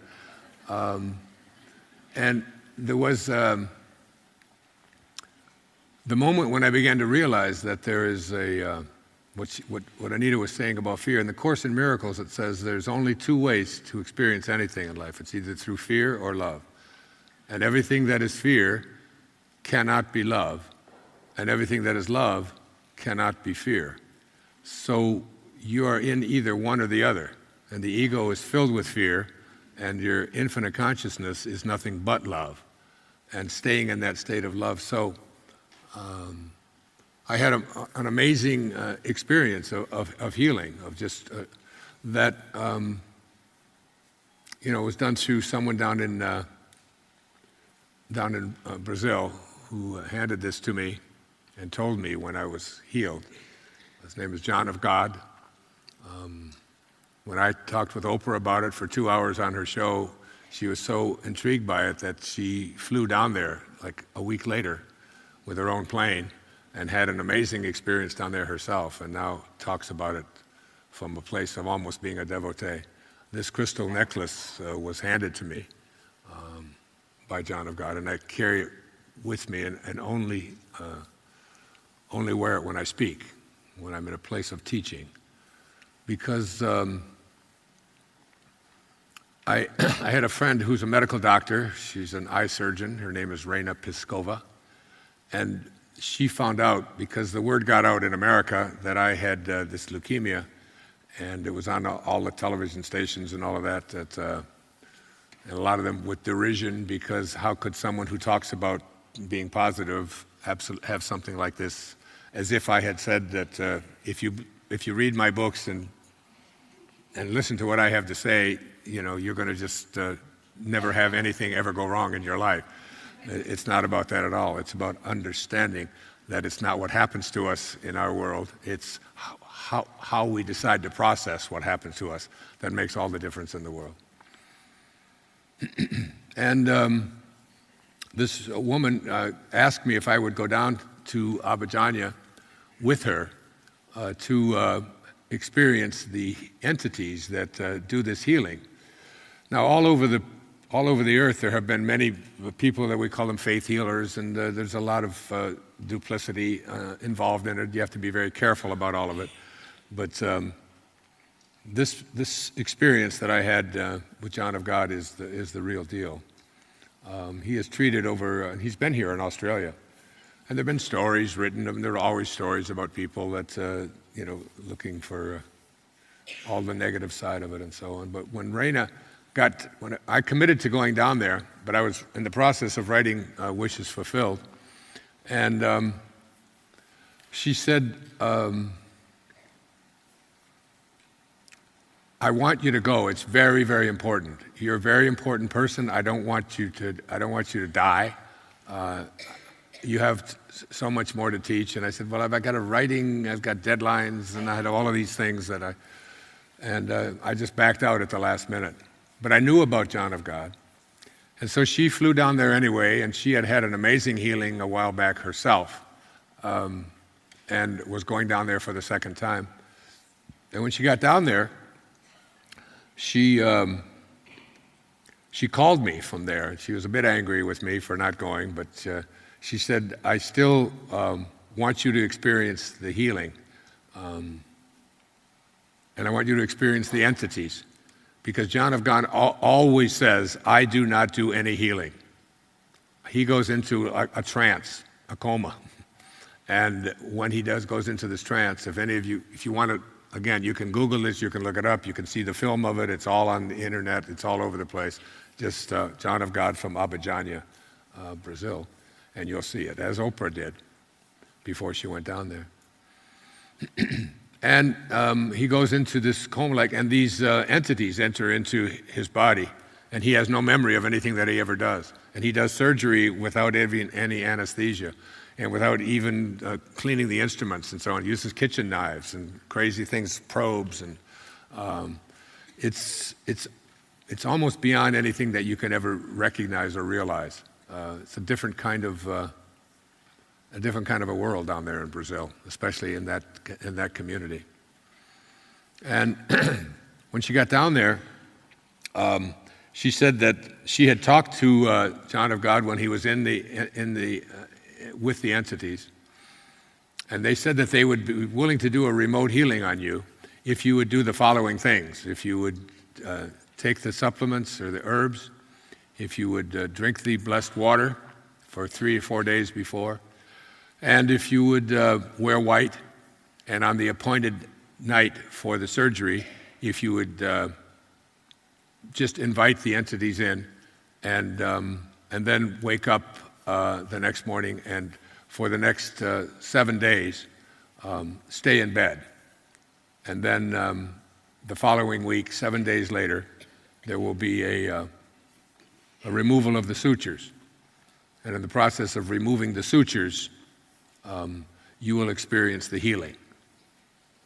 Now, I have to admit, this was 5 years ago now, I was indeed very skeptical. I'm not any longer, because I've had the entities already come back again into my life in Montreal just about 6 months ago now, in Montreal, Canada, and gave me evidence that they were still with me and accompanying me and helping me not only with my own healing, but with helping to heal others as well. Because when you begin to shift your energy to a higher place, Dr. Valerie Hunt writes it this way in her book, Infinite Wisdom. But I do not believe that man can perceive his godlike qualities until his field reaches higher and higher vibrations and attains a greater degree of coherency. No matter how hard we try to receive spiritual guidance, we cannot until our fields are attuned to that vibrational system. It's as you begin to banish the doubt, do what Sage did with the healing of these things that had been on her face for 3 years, and she'd do it in 3 days. As you begin to banish the doubt and come from a place of absolute knowing, that what happens is that you begin to, everything is vibration in this universe, and you begin to vibrate at a different speed. And as you get into a higher and higher speeds, that's why the repetition of the sound of the name of God, like in the meditation in the Ishakriya we did this morning, and we'll do again tomorrow, when you begin to see this and do this, it raises the frequency at which you vibrate, and as it does that, you send out a different kind of an energy. And as you send out this energy, it's sort of like the energy that St. Francis speaks about in his famous prayer, Lord, make me an instrument of thy peace. He doesn't say, Lord, I don't have any peace, please bring me some peace. He said, make me an instrument of thy peace. Where there is hatred, let me bring love. Where there is darkness, let me bring light. In other words, you take the darkness, and instead of trying to abolish it or remove it from your life, you convert it through this process of transformation. And in this process, darkness turns to light, hatred turns to love. I've given many lectures. I've given lectures in Assisi with Saint Francis. I've actually seen Saint Francis in a healing. There's a film that I've done called Ambition to Meaning here in Australia. It's called The Shift in America. Same film. And I had a momentary experience of being about to collapse with someone on the back of my shoulders who was injured. And St. Francis appeared in just 5 seconds to me, just went like this. And this knee that was about to be, I had had MRIs done on it and it was going to be replaced, was healed in that moment. And I carried this man up 3 stairs to where the Poor Clares were in San Damiano in Italy. It all happened in a moment. And I want to tell you about that moment and what that moment is like before we close out for the day. It's shifting the awareness and having this absolute knowing within that I am a piece of infinite consciousness, and there's absolutely nothing that has ever happened or ever will happen that I'm not capable of, because who I am is that. There's no place that I am not. So I still had a great deal of skepticism 4 or 5 years ago about this treatment. I had been diagnosed with leukemia. Some of the effects were starting to show. I was getting the night sweats. I was getting the bruising in my body. My energy was low. I had to quit doing yoga. I had to slow down. I used to run every day. I couldn't run anymore. I could barely walk. I was getting weaker. My kids noticed it. I noticed it. I saw deterioration taking place. Today, this morning, I was up at 4:45. I already meditated for an hour. I've ran for a half an hour this morning. I did a coffee, and if you want to join me for coffee, I did a little coffee in the morning. And when this is over, I'm going with Cal, who's taken me over to a place because they don't have a pool at the hotel I'm staying at, but I'm going to go do an hour swim. And I have more energy than I can ever remember ever having had in my life.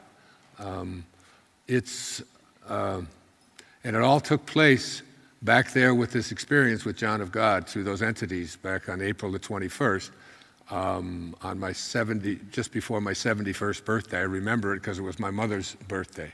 She was 95 on that day. So I played along with Raina. Remember, she's a medical doctor, an eye surgeon. And I said, all right, I'll do it. And she was so determined. She had such a burning desire. This burning desire thing is really important. I mean, when you read Think and Grow Rich, Napoleon Hill, he speaks about the difference between people who live an enriched life and people who don't. He said the only thing that distinguishes this group from this group, highly functioning people from ordinary people, is that these people have a burning desire to do something, and they are willing and determined and fearlessly applying it in their life. They don't listen to anybody else tell them what can or can't be done. So I believed what Tilopa said back in the 10th century, have a mind that's open to everything and attached to nothing, attached nowhere. But I still had a healthy degree of skepticism. I've read stories about fake faith healers, places in the Philippines where you see people and they pull things out of their bodies, and the whole thing is a ruse. But there is something called real magic. I talked with Michael about that for 3 hours one day at the top of a mountain, about real magic. And I experienced it that day. And what happened is she arranged to have the herbs sent to me. And any of you can do this, by the way. You can sign up if anybody you want to. It just depends on whether you banish the doubt or not. And she sent me the herbs. She had them FedEx to me from Brazil, 7-hour time difference. She had them sent to Maui. She FedExed me the blessed water, a gallon of blessed water, blessed by the entities, which I drank. Sent me a picture of, I had to send pictures down of myself from the front, from the back, from the side, and from the side. I did all of those things. When they got down there, they looked at the pictures and they said, no, we can't do the surgery. He is not taking the supplements. They hadn't arrived yet. So she had to wait 3 more days. When they arrived, and I had them in my body for 3 days, they took the same pictures again, front, side, back, and it was approved that I would be ready for the remote healing. I got the water, I got all dressed in white. the appointed time, went to sleep that night. It was a 7-hour time difference between Chile and there. And the truth of it is, I went to sleep that night, woke up the next morning, and she called me and asked me, how did it go? How did I feel? And I said, I felt nothing. She said, well, it's no different than as if you'd had your spleen removed. She said, you must treat this seriously. You've got to get back into bed, and you have to stay in bed for the next week, and then you will have what's called the removal of the sutures. And I'm thinking, sutures? Like I have leukemia of the blood. That's a lot of sutures. Putting little sutures. And that's just a term that they use for when the entities, and I've actually seen photographs of these entities. And I've seen in person, I've been with John and God in person 4 or 5 months later up in upstate New York at the Omega Institute in Rhinebeck, New York. I walked in front of John of God, not having him know who I was, that I was separate or different than anybody else. And he looked at me and said in Portuguese, you are healed. And had me sit there, and we were all dressed in white. This was several months following it. But anyway, I went to sleep, and I said, Raina called me from Brazil. She said, I want you to stay in bed. I said, okay, Raina. Yeah, I'll stay in bed. But I had just slept 8 hours, and I wasn't staying in bed. And I got up, and I went downstairs, and my son, Sans, and my daughter, Serena, were there at the time. And I went outside and I said, I'm going to just go for a run, because or just a walk. And I got about 100 yards from my home, and I collapsed. And I couldn't get up. And my son, daughter helped me, and I was just so weak. I just could not believe how weak I was. And I went back upstairs, and I got into bed, and all I had was just a little bit of broth for the next week. I was very, very weak. So I was starting to become a believer that something was going on here. And then it was time for the removal of the healing, the removal of the sutures now, where the entities literally come in and go into your body. And these entities work from a spiritual dimension. They could walk into this room of 1,000 people and heal every single disease that exists in this room in one instant second. Just instantaneous like that, because they don't work in the physical domain. They work in a place where there is no time, there is no space, there are no boundaries, there are no beginnings, there are no ends. It's an endless universe, and these are healing elements. I know there's skepticism, I can feel it in the room, but that's okay. Just allow yourself to have a mind that is open to everything, and just not attached. Just don't stay attached. It's not what you know, it's what you know for sure that just ain't so. There are many times, as I'm telling this story, I like to read this little poem because it helps you to realize that sometimes you think you really know what's going on and what you have hung on to isn't applicable at all. A woman was waiting at an airport one night, several long hours before her flight. She hunted for a book in the airport shops and bought a bag of cookies, found a place to drop. She was engrossed in her book, but happened to see that the man beside her, as bold as could be, grabbed a cookie or two from the bag in between, which she tried to avoid a scene. So she munched the cookies and watched the clock as this gutsy cookie thief diminished her stock.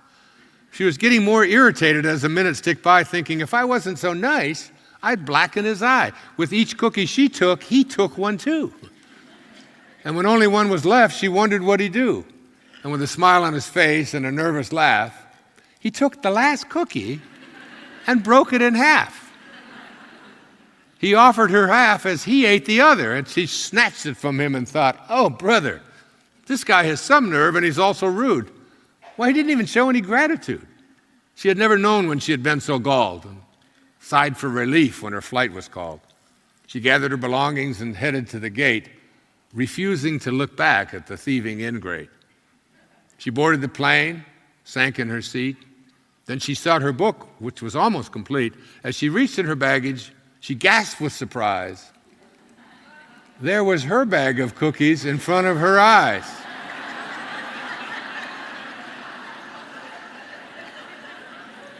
If mine are here, she moaned with despair, then the others were his, and he tried to share. Too late to apologize, she realized with grief that she was the rude one, the ingrate, the thief. Be careful about being a cookie thief and having a knowing. It's not what you don't know, it's what you know for sure that just ain't so. And I knew for sure for many years of my life that what I'm describing to you just wasn't possible.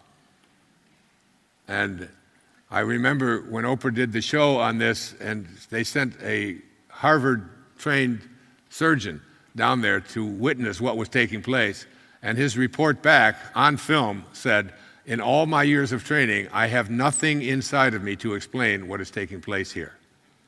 He came down there with such doubt, and while he was walking and describing to the people who were filming the show, he started bleeding from underneath his heart, and they couldn't stop the bleeding. It just, no matter what they did, no matter what they put on it, and he was just so shocked that beneath his heart was this bleeding that was taking place, and he said, I don't have a bleeding disorder, and I don't have thin blood, and I do not understand why is this taking place? Why all of a sudden am I bleeding?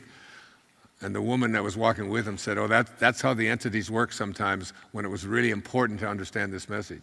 He is opening up your heart right now by letting you know that what is taking place actually is taking place, and they're showing it with you.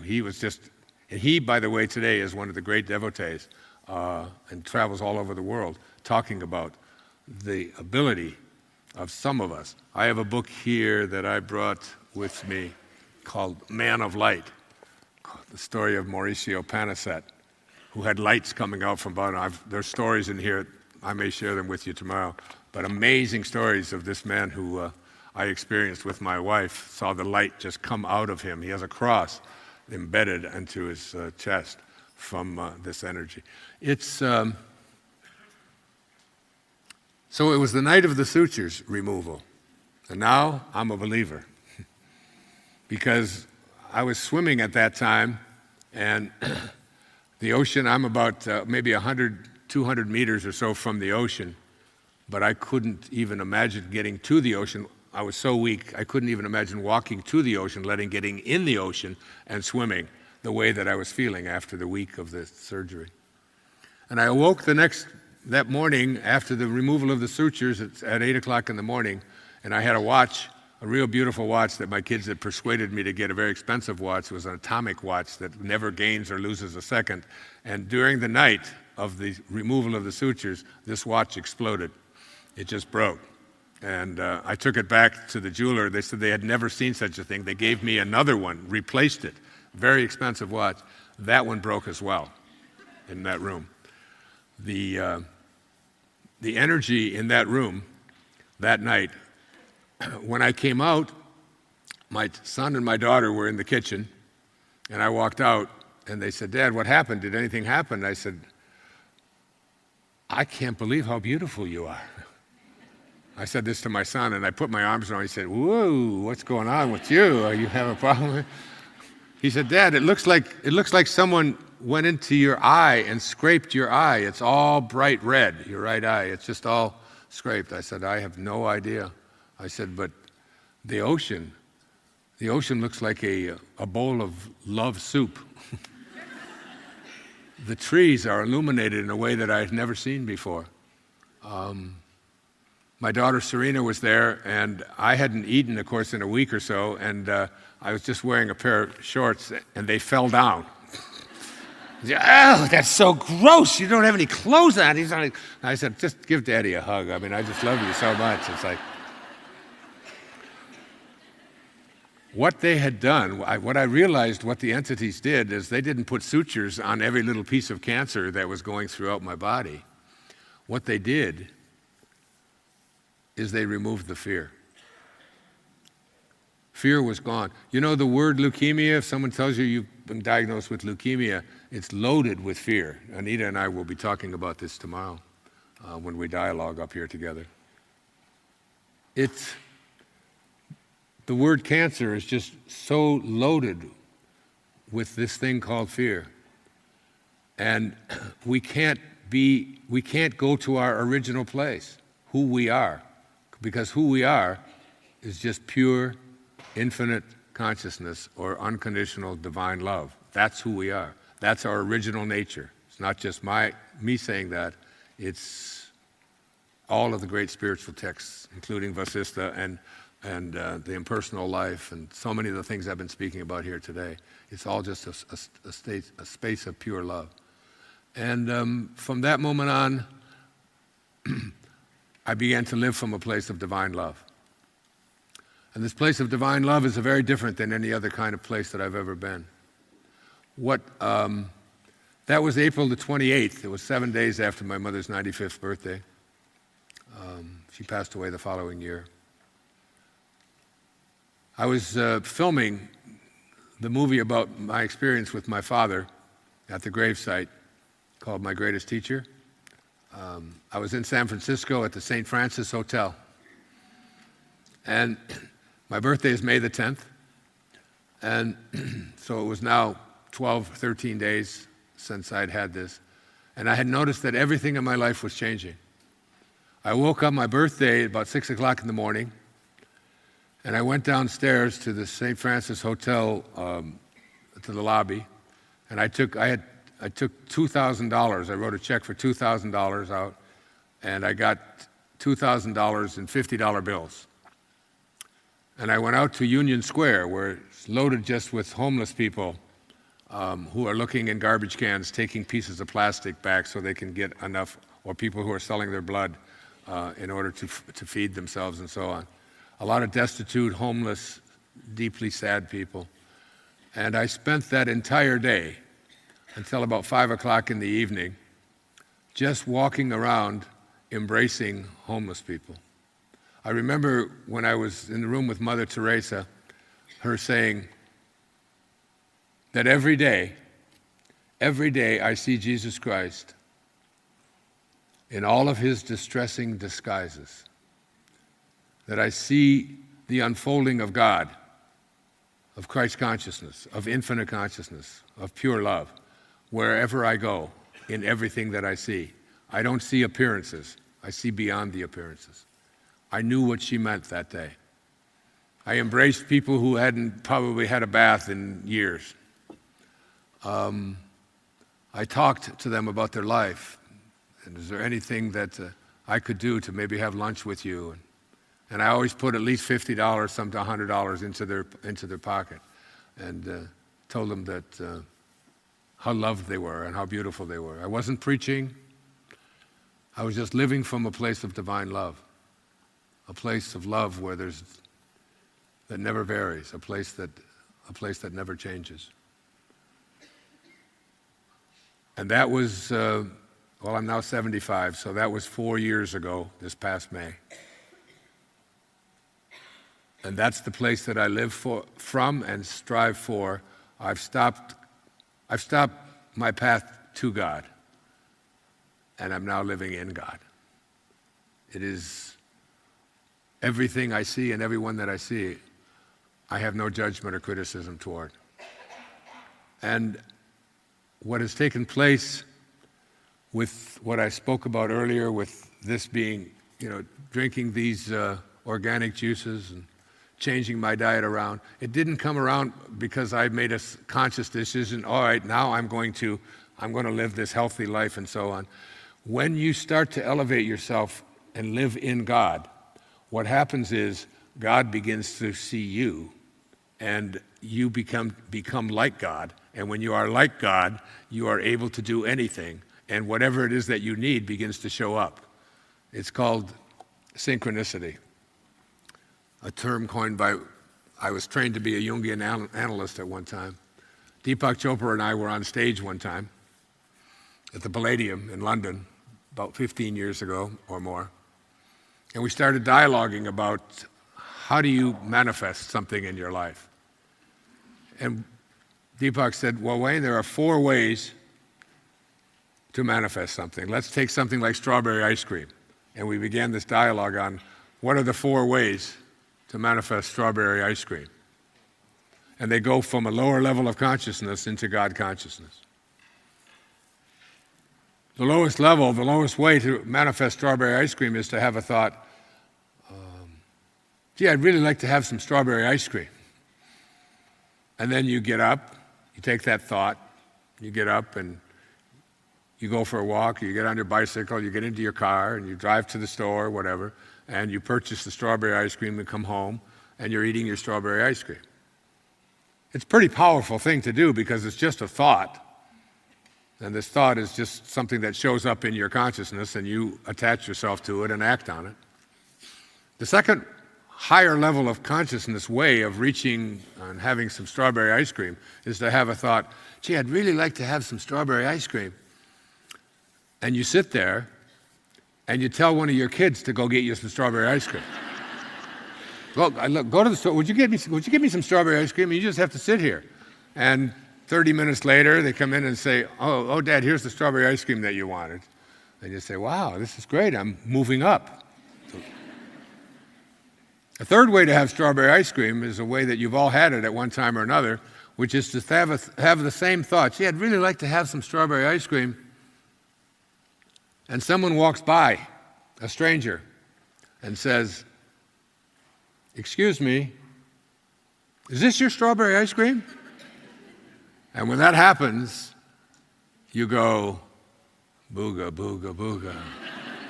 What's going on? You call everyone that you know. I was just thinking about strawberry ice cream. I was just thinking about it. And then this person just walked by. I was just having the thought. And sure enough, there it was. That's the third way to get strawberry ice cream. And you've all had this. These kind of experiences where you think someone, you put your attention on someone's, on your sister who you haven't talked to, who lives in another country, and all of a sudden she picks up the phone and calls you while you were thinking of her. This goes on and on. It's a universal experience. If I ask for a show of hands, everyone in the room has had these kinds of experiences where you have a thought and then something in the universe acts, and usually you say, oh, it was just a coincidence. But the word coincidence is a mathematical term that comes from coincide, a mathematical geometric term. Two angles that, that fit together perfectly are said to be two angles that coincide. So we've taken a term that means something that fits together perfectly and interpreted it to mean something that shows up accidentally. Coincidence. Oh, it's just a coincidence, when in fact, coincidence means that it's all showing and fitting together perfectly. And the fourth way to get strawberry ice cream is a way that they talk a lot about in the life and teachings of the masters of the Far East. And that is to have a thought, gee, I'd really like to have some strawberry ice cream. And you manifest it from your infinite consciousness, where all things show up from the world of the invisible, from the world of the formless, into the world of the form, just like you did. Like we all did. It's the gift of fish and loaves. It's being able to take 2 loaves of bread and 5 fish and feed the masses through consciousness. I've watched divine avatars, spiritual masters in front of me manifest vibhuti and hand it to me. I was given a sack full of vibhuti that I had people take for years and years in my home. And every time they would take it, it would just be replaced. It just never went empty. I still have it in my apartment on Maui. So this intelligence, Sky, this intelligence isn't something that's individual. This consciousness isn't local. It's a world of non-duality. It's a world in which you begin to see that it isn't just for me, that I didn't get my leukemia out of my body. Anita didn't get cancer out of her body because she's special, because she's better than anyone else. It was her dharma. It was what her purpose in life is and how it was fulfilled. It's in every one of us. It's in every single one of us to have this connection. And tomorrow, I'll be talking to you about not only the rest of these posters, but what kinds of changes that you'll see taking place within you when you become a person of light. It's in every one of us.